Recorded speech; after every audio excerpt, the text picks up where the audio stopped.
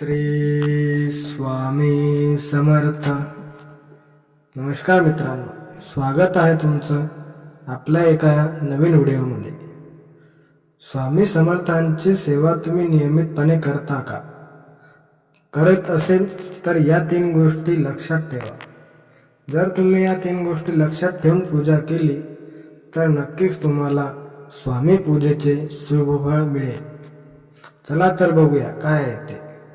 त्यापूर्वी चॅनलवर नवीन असाल तर चॅनलला सबस्क्राईब करून कमेंटमध्ये श्री स्वामी समर्थ नक्की लिहा. स्वामी समर्थ हे नाव जरी उच्चारले तरी एक प्रकारे मनात विश्वास निर्माण होतो.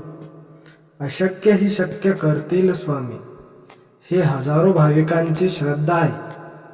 स्वामींवरील श्रद्धा, स्वामींवरील विश्वास आणि स्वामींनी दिलेले अनुभव यामुळे कोट्यवधी भाविक स्वामींची नियमितपणे सेवा, उपासना, नामस्मरण, पूजन करत असतात. अक्कलकोटला जाऊन नियमितपणे दर्शन घेणारेही अनेक भाविक आहेत. परंतु स्वामींची नियमित सेवा करत असाल तर काही गोष्टी अवश्य लक्षात ठेवणे हे गरजेचे आहे. या गोष्टी आचरणात आणल्यास स्वामी पूजा आणि सेवेचे शुभफल अधिक चांगल्या पद्धतीने मिळू शकते, अशी मान्यता असल्याचे सांगितले जाते. अनेकदा आपण नियमित सेवा, उपासना, नामस्मरण करत असलो तरी त्यांचे फळ मिळत नाही. याबद्दल मनात शंका निर्माण होते. गोष्टी सकारात्मक घडत नाही असे वाटू लागते.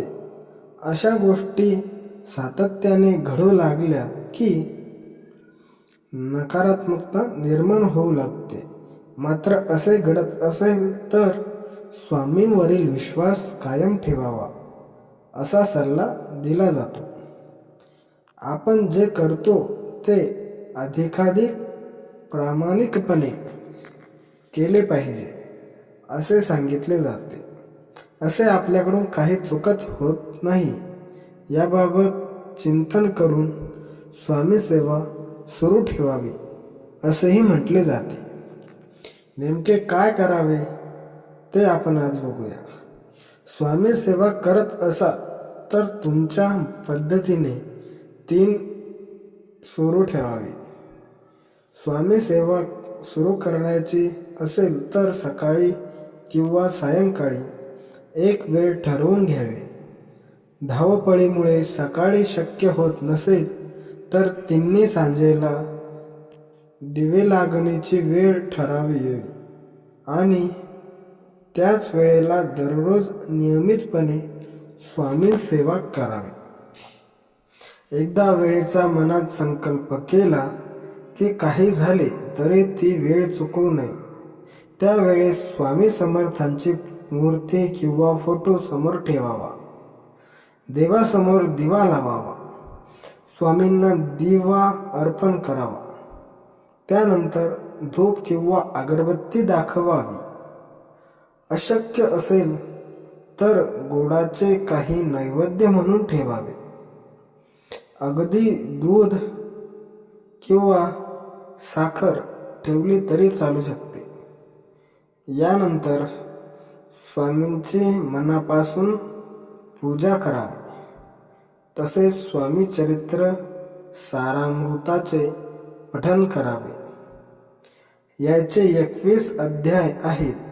दररोज 3 अध्यायाचे पठण केले तरी 7 दिवसात एक पारायण पूर्ण होऊ शकेल. पुन्हा पहिल्या अध्यायापासून पारायणास सुरुवात करावी. यानंतर स्वामी समर्थ महाराजांचा तारक मंत्र म्हणावा. तसेच किमान 1 माळ श्री स्वामी समर्थ या मंत्राचा जप करावा. एकापेक्षा अधिक माळ जपल्यास उत्तम, परंतु यथाशक्ती जप, नामस्मरण करावे. शक्य तितक्या काळापर्यंत ही सेवा सुरू ठेवावी. शक्यतो ही सेवा अखंडपणे करावी. खंड पडू नये. काही अपरिहार्य कारणास्तव सेवेत खंड पडल्यास स्वामी समर्थांची मनापासून क्षमायाचना करावी.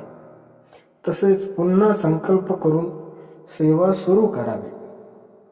सर्वात महत्त्वाचे म्हणजे स्वामीवर दृढ विश्वास ठेवा. ही सेवा करताना नमस्कार मित्रांनो, मी स्वागत आहे तुमचं केले पाहिजे आपल्या एक नवीन व्हिडिओ आहे. किंतु मनात मित्रांनो, जर तुम्हाला वाटत असेल की आपल्या जीवनात सुख समृद्धी नांदावी तर नक्कीच स्वामी तुम्हाला श्रावण महिन्यात तुम्ही हे 5 उपाय नक्कीच केले पाहिजे.